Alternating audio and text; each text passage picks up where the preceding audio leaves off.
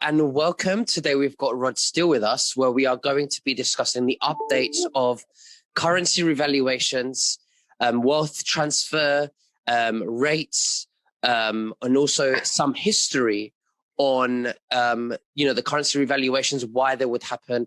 And also we'll be doing some questions that the people have been asking. Now, just before we begin, I would like for all to subscribe to my Telegram channel and to also nicholasveniamin.com, which is my new platform that will be going live in the next couple of weeks. Yay. And for we the people, exactly. So, Rod, how are you? I'm doing good, my friend. And I just wanted to say that this is an unquestionable historical event between you and me today, because outside of Jesus Christ and those that he raised from the dead in the Bible, you are the first person since then I know that has resurrected from the dead. And so I'm so grateful that you have done that and come to us. I have. You're looking wonderful for a resurrected being. Really? Is that true? I just want to, yeah, sorry. I was just going to say, I got to say, though, I'm a little bit hurt that you picked Charlie over me.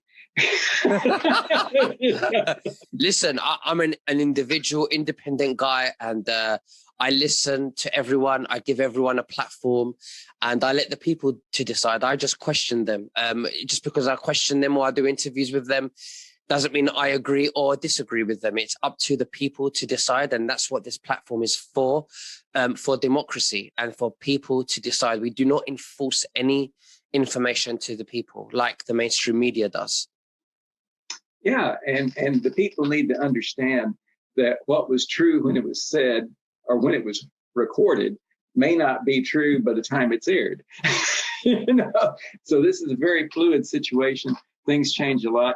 I know that you've got other people backed up and waiting in line right behind me, and so I'm going to try to get onto this. I do want to explain that I'm not in my patriotic gear today.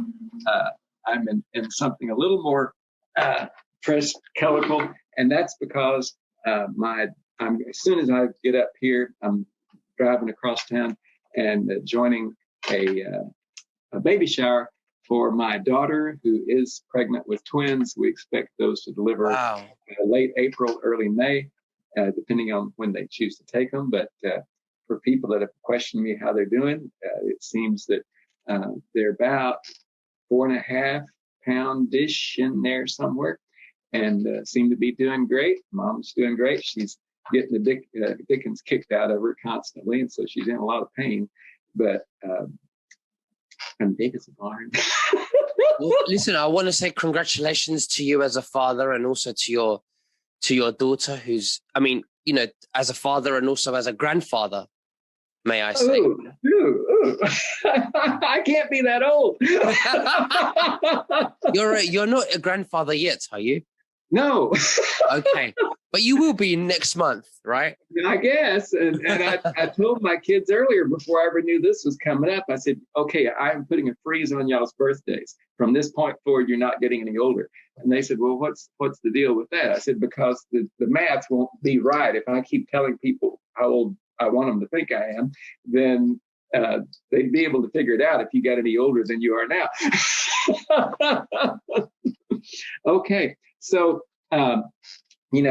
just as I jokingly came to Nick's defense on the crap that was put out about him, but that actually worked in your favor, because you gained 4,000 more followers because of that. Something like that. I didn't take that much notice, but yeah, it wasn't really nice, Okay. But it is what it is. It doesn't matter. It's part of it, isn't it? We're fighting the deep state.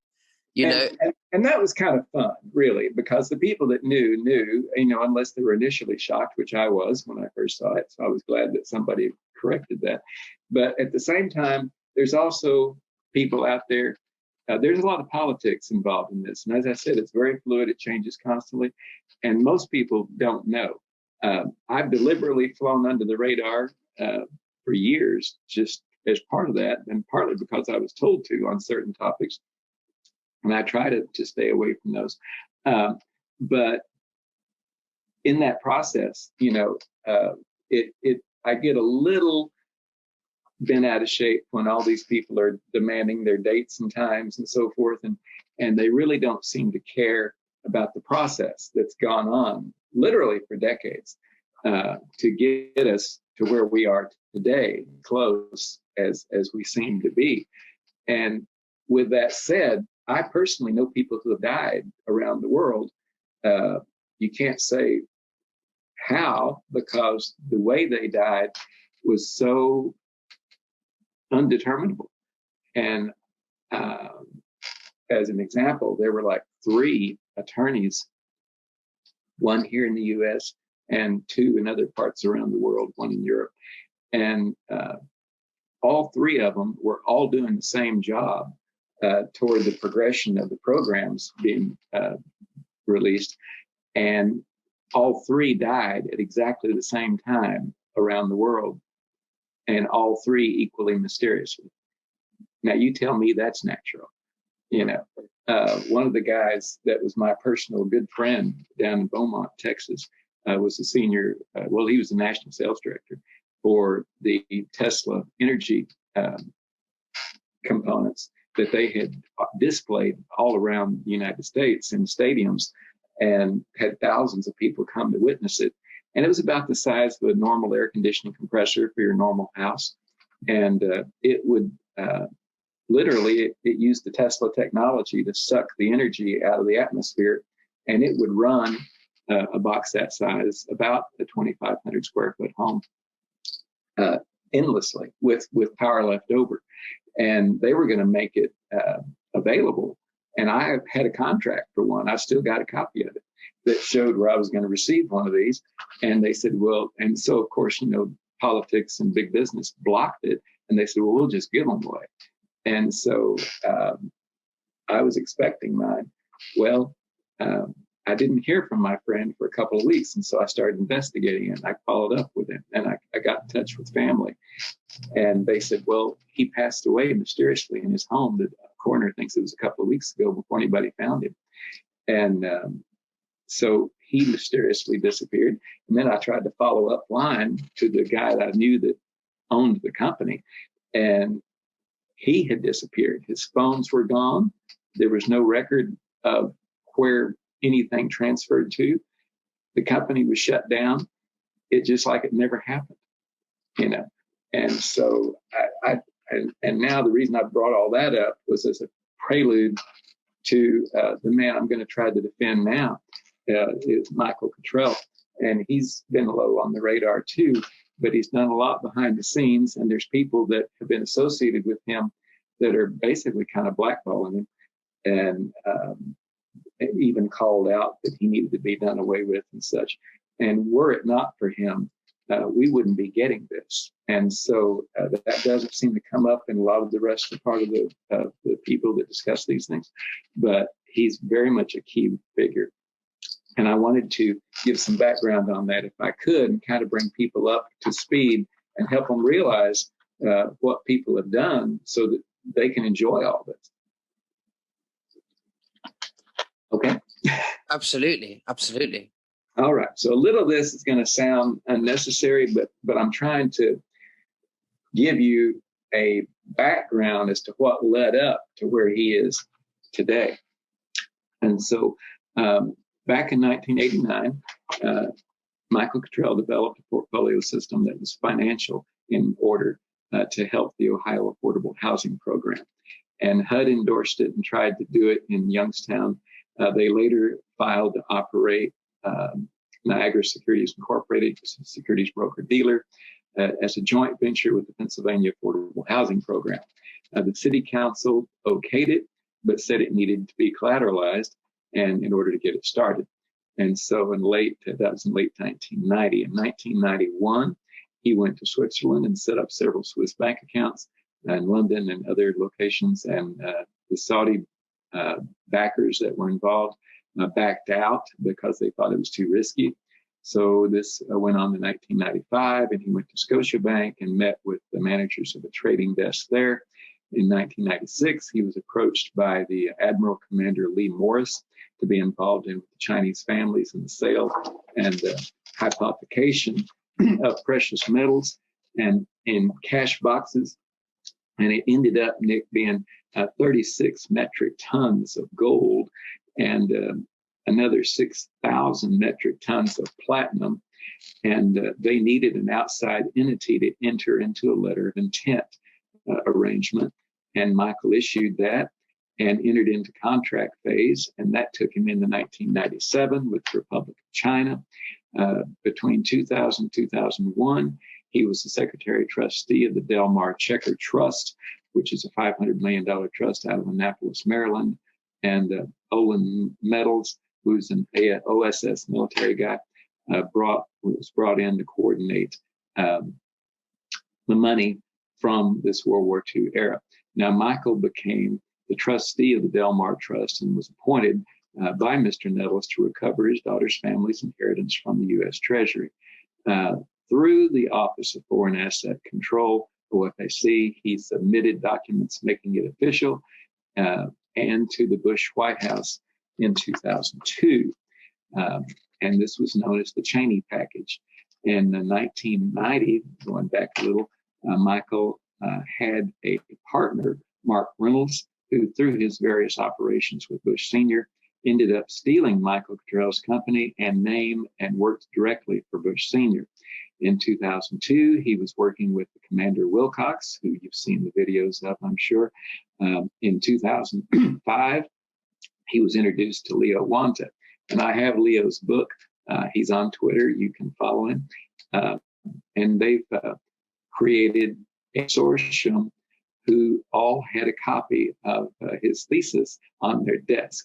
And in March of 2006, he was interviewed by Chris Story for 3 or 4 days and described how this financial system worked.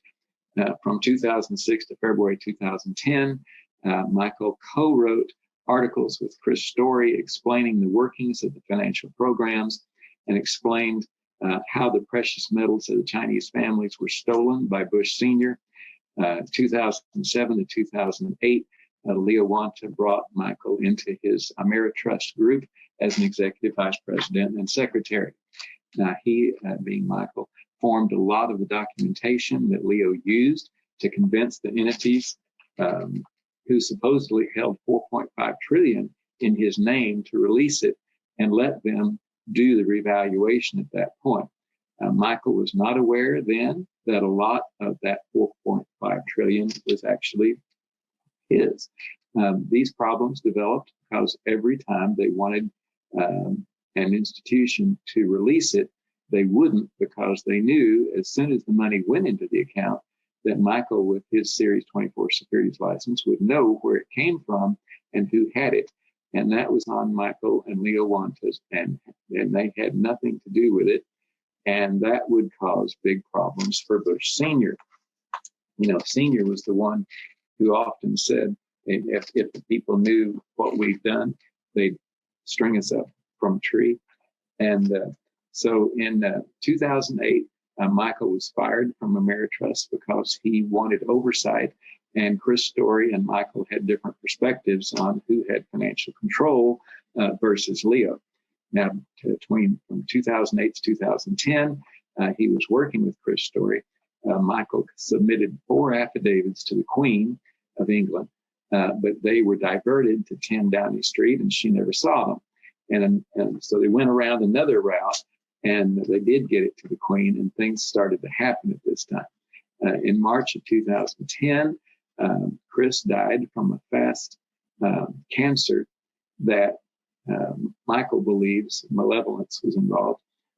In 2011, the documents were submitted, the affidavits, to the World Court as her defense from the Chinese families wanting their money from that hearing. And they adopted Michael Cotrell's plan to revalue and distribute the now $6.2 trillion. And he, Michael, was included in the transition of the G20 and G7. It happened in November 11. And Interpol found the money that Bush stole at the European Allied Command account, and in it, under Michael Cotrell's name, he believed was 300 trillion at that time. And they tried to send it back to the States for distribution to Michael. and it was stolen again, and by Bush Sr. and Bill Clinton coming out of Chase. They redirected it. And Interpol told Michael that it would be recovered and he would receive it all back, including interest, fines, and penalties under the law of equity. Now, in 2013, the Gold Dragon Chinese families organized, this is where we heard about it, 209 countries and territories that signed the Gold Treaty as we know it now. And in that Gold Treaty, Michael was designated the person to receive the codes that would unlock the locks on the gold bullion that was being used to finance all currencies around the world that would be gold backed and go into the QFS system. This was on March 21st of 2013. In 2016, Michael was advised the protocols were written in stone and would not change. So in order to execute the gold treaty, they had to come to Michael to release into the New Republic Treasury in Reno, Nevada. And at that point, all the gold would be released to finance the reset. There are other gold assets, but Michael is only involved in the currency reset. Once those codes are put in, immediately all fiat dollars around the world will have a time period of approximately 30 days or so to be changed to the gold-backed currency. If it's already in your bank, it will be done automatically. Additionally, as soon as Michael puts the codes in, all derivatives around the world will be zeroed out of the bank immediately through the Bank of International Settlements. Now, the BIS has been cleaned up by Interpol through this gold treaty, and as a result of the derivatives being wiped off the boards, there will be a worldwide debt jubilee immediately. Once the derivatives are off the board, you have no debts and no way to pay because there is no debt. There's no way to receive the money because it was all based on fiat money. With the QFS, you have the source of funds and use of funds, and they will see these debts no longer exist and won't let any transactions happen. You'll have parity around the world. Every currency will be equal to the next, and it will all be done automatically. July 12th of 2019, there was a meeting in Cleveland with the generals and the White Dragon elders at the time, and they met with a fake Michael Cotrell and gave 11 bags of gold dust worth about $50 million, thanked the fake one for his efforts and gave him a gold certificate for 4.5 trillion, which had been in the treasury. And at that point, it was cashed. Well, the real Michael Cotrell wasn't there. So when Interpol said, where's the gold codes on a Friday night? And they weren't there. So by Sunday night at 10 p.m., Interpol stopped the transaction cold. And then later in October of 2019, Michael submitted a 7.5 pound package of 300 documents to President Trump, laying out the history as well as Michael Cotrell's affidavits, and asked Trump to sign off on the release of the codes and let him know that it was a fake Michael Cotrell at the prior meeting. Now, as a result of this, Leo Wanta was brought into the White House by the military with weapons drawn, and Leo was subjected to one of the most severe grillings he's ever had and told to go home, sit down, and shut up, or go to Gitmo. And from that point on, things have started to change dramatically. Also, from military sources, we know that on November of 2019, Trump signed off over to the military with the Chinese families the authority to close down the U.S. corporation and to allow the gold treaty to be executed at some point in the future and to allow the RV to take place. So basically, Michael helps the Chinese Gold Dragon families and Shanghai Checks operations achieve something they had tried since the early 1950s. And that was to take their gold in cash boxes, which were like 6 feet by 2 feet by 2 feet, full of cash and precious metals. And there were thousands of these boxes, and to turn them into real money. They were off balance sheet until that time, and there was no way to actually do that. And through Michael's involvement and being named as a principal authority, he was able to help them, which had been considered contraband up to that point. And so the Gold Dragons had been trying to make this RV happen since 2007 and wanted to make the payment to Michael Cotrell personally.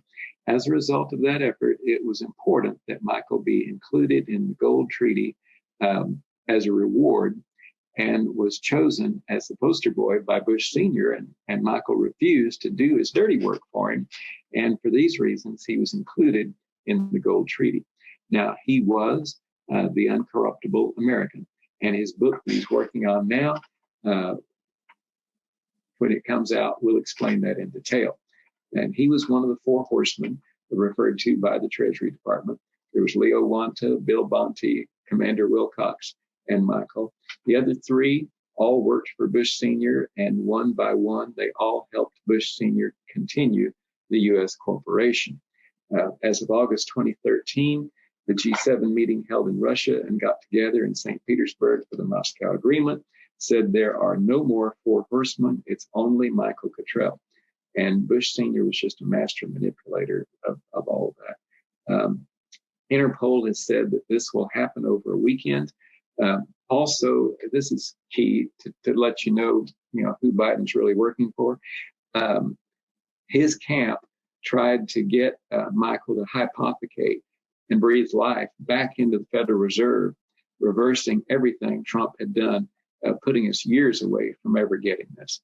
And so he refused, and that's why we're up to the point that we're at now.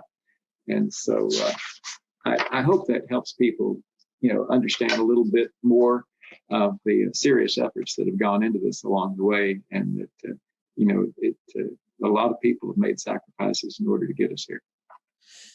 Thank you very much for that. So, well, where are we about now with the salaries and the budgets? Because you said that they were going to be paid in signed the contracts. They were going to have a budget. But you said that never happened, and it was going to happen this week. But have we seen anything like that? It's my understanding. Are you talking about Iraq? Yes. Okay. Yeah.